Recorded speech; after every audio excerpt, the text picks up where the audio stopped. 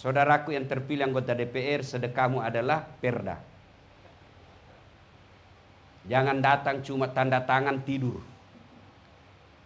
Ada perda yang mau dibikin di lobi sama pengusaha, kau benarkan. Demi Allah tanda tangan itu nanti akan menyeretmu ke neraka. Dengar baik-baik para anggota dewan sebelum Bapak dilantik. Sudah? Bukannya bulan 10, tanggal 10. Tak? Iya, belum. Belum kan? Yang terpilih maksud saya. Yang sudah dan habis masanya, Bapak tinggal tanggung jawabnya itu 5 tahun. Yang belum dilantik, sebelum Bapak sesat, dan saya akan diminta tanggung jawabnya nanti di akhirat, saya akan berkata, saya sudah nasihati mereka. Saya sudah beritahukan mereka. Kalau dia tidak saya beritahu, maka dia tuntut saya nanti di akhirat. Ya Allah, saya tidak tahu. Saya tidak pernah diberitahu dasat latif. Maka saya akan berkata, bohong. Saya sudah kasih tahu di rumahnya Pak Jaya. Iya. Maka kewajiban ulama adalah mendakwakan. Ballighu anni walau ayat. Sampaikan meskipun 1 ayat. Kulil haqqu walau kana murram. Katakan yang benar meskipun itu pahit. Maka saya katakan ini Pak. Jabatan 5 tahun. Dan demi Allah selama 5 tahun itu Pak, potong tangan saya kalau gajinya Bapak bisa beli private jet. Kecuali Bapak korupsi. Korupsi pun kayaknya tidak mampu Pak. Iya toh? Maka salah Bapak kalau mau jadi anggota DPR, mau jadi kaya. Salah. Pasti mencuri. Pasti mencuri. Tapi kalau Bapak mau kaya, jadi pengusaha tambang. Kaya itu. Tapi kalau jadi anggota DPR, Bapak harus niatkan, mewakafkan pikiran, hati, dan waktu untuk mengabdi. Namanya wakil rakyat.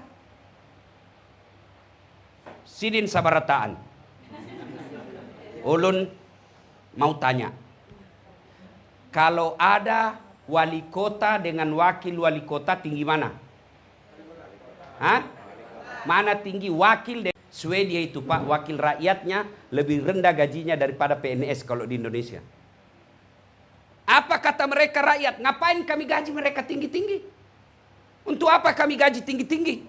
Nggak, kerjanya juga nggak jelas. Kami yang bayar pajak.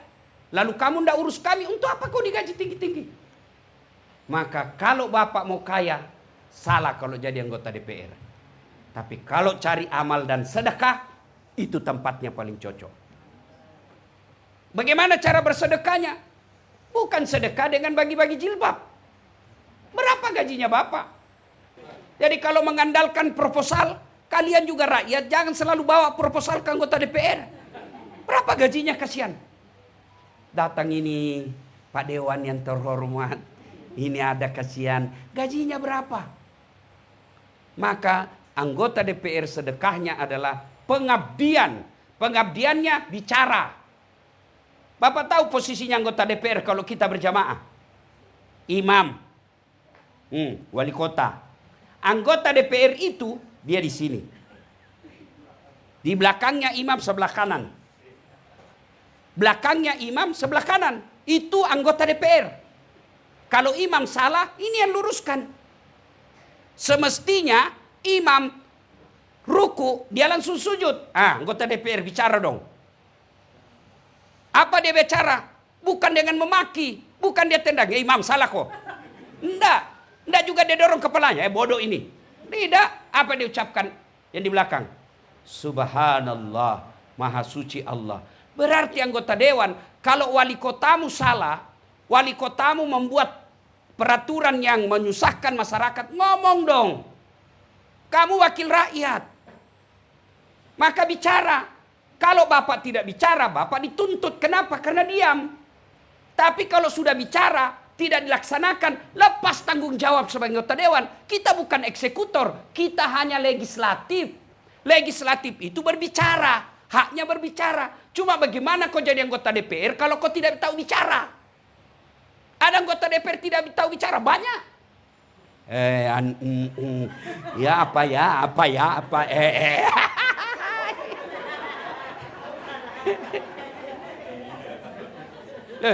Benar Pak. Anggota dewan itu kalau bicara belajar demokrasi, anggota dewan itu memang dia bicara. Hak konstitusinya dilindungi undang-undang. Bapak bicara dalam gedung DPR, itu dilindungi undang-undang. Maka kalau berbicara, bela hak rakyat, jangan diam. Saudara dipilih bukan di lotre, meski kami tak kenal siapa saudara. Kami tak peduli karena suara diam, suara suara ha. Itu kan dibilang Iwan Fals, wakil rakyat, bukan terusnya merakyat. Jangan tidur waktu sidang soal rakyat. Sudah digaspol hari ini. Untung Bapak ada di sini. Untung Bapak hadir. Supaya apa? Ada peringatan. Inilah yang disebut amar ma'ruf nahi mungkar. Inilah yang disebut saudara sejalan, seiring seperjuangan. Inilah yang disebut watawasau bil haq, watawasau bis sabar. Nah, cuma salahnya anggota dewan kita prestise, gengsi, wibawa. Mau dibilang anggota dewan, itauwah. Kalau orang di Sulawesi, itauwah. Anggota dewan, itauwah. Wih, hebatnya. Meskipun tidak tahu itu bicara. Dewan, ngomong Pak. Saya menyarankan kepada anggota DPR, senjata paling ampuh Bapak adalah ngomong. Dialog.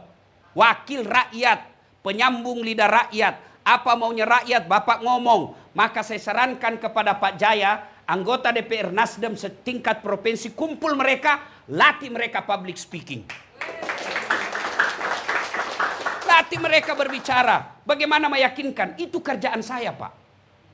Bapak lihat saya ceramah. Coba lihat ceramah saya. Hampir semua golongan senang. Dari orang tua sampai anak-anak kecil senang dengar ceramah saya. No, dimaki-maki dia tidak tersinggung. Coba lihat di ceramah YouTube saya. Mana ada yang berani maki-maki jenderal? Kenapa? Karena saya punya public speaking. Bicara yang baik. Sampaikan tujuan kita tanpa menyinggung perasaannya orang. Ini Bapak harus punya. Bayangkan kalau Bapak pidato. Kampanye, meyakinkan orang. Insya Allah. Kalau niatnya membela rakyat. Bapak di penjara sekalipun jihad. Itulah penjara seperti yang dialami oleh Nabi Yusuf. Maka Bapak-bapak Dewan yang mulia, jadikan jabatan sebagai anggota Dewan sedekah buat rakyat. Bayangkan kalau Bapak bikin, kan DPRD itu punya 3 fungsi. Pertama namanya fungsi legislasi. Membikin undang-undang kalau dia DPR. Kalau dia di daerah DPRD namanya. Perda namanya. Dia yang bikin. 2 itu ada hak inisiatif, ada hak dari pemerintah masukan. Wali kota masukan dipelajari, dilihat. Maka disebut Ramperda, rancangan peraturan daerah. Anggota DPR punya inisiatif sendiri. Ini bikin. Lalu diajukan, diterima, ketok palu, tak. Pemerintah laksanakan, diawasi oleh Satpol PP. Itu 1, hak legislatif. Yang kedua disebut fungsi budgeting. Apa itu? Mengatur keuangan. Itulah sebabnya dia pergi reses. Cuma kadang-kala anggota DPR kita resesnya palsu. Ada fotonya. Ada tanda tangannya. Tapi di rumah dibikin. Nggak dia datang ke masyarakat. Masyarakat juga goblok. Kenapa kau tanda tangan? Cuma dikasih modal nasi bungkus harga 25.000. Pembeli bensin 100. Padahal lebih banyak lagi diambil itu anggota dewan. Siapa suruh kau panggil saya?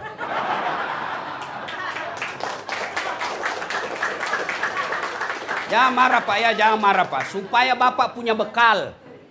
Itulah sehingga pergi reses. Dia pergi reses itu menerima aspirasi. Pak Desa, apa yang kau butuhkan di sini? Kan namanya reses itu Bapak datang ke dapil. Datangnya pun diongkosi. Bapak apa? Kepala desa. Desa ini apa kebutuhannya? Kami butuh jembatan, Pak. Oke, sudah. Sudah, itu hasil reses, dipanggil kepala yang bersangkutan. PU kalau misalnya jembatan. Rumah sakit kalau misalnya kesehatan di dinas kesehatan. Panggil mereka. Nih, sudah, anggalkan. Bikin anggaran. Sekian anggarannya. Berapa jembatan? Jembatannya berapa ongkosnya? 10 miliar. Kadangkala sudah bocor di situ. Pernah dengar ceritanya kontraktor di akhirat? Kan ini SMS-an antara penghuni surga dengan penghuni neraka. Dia bilang penghuni surga, bagaimana kabarmu di situ? Wah, enggak ada enaknya di sini. Di blender terus kita. Enggak ada kesempatan ngopi, hancur kita di sini. Kata penghuni neraka, pian di situ berapa gimana? Wah, bujur, bajak, bagus bener di sini kita. Enak, 1 laki-laki 7 bidadari. Baru dibayangkan sudah ada. Kata penghuni neraka, bolehkah kami jalan-jalan ke situ? Boleh aja. Terus bagaimana caranya? Kata penghuni neraka, kan penghuni neraka Pak kreatif, cerdas. Gampang. Kita bikin jembatan. Kamu bikin jembatan dari surga, kami juga dari neraka bikin jembatan. Kita ketemu di tengah. Bagaimana? Setuju? Setuju. Lelang proyek. Waktu pekerjaan 3 hari. Keluar pemenang tender. Hari pertama, jembatan dari neraka sudah selesai 50%. Hari kedua, selesai 70%. Hari ketiga, tuntas efektif efisien. Selesai. Di tengah. Sampai di tengah, penghuni neraka lihat-lihat. Kenapa ini jembatan dari surga kada mulai-mulai? Teriaklah ini penghuni dari neraka. Kenapa kau belum mulai proyekmu? Kami sudah sampai di tengah sesuai perjanjian. Apa kata dari dalam surga? Bagaimana mau dimulai? Kontraktor, pengawas, pemborong ada semua di situ.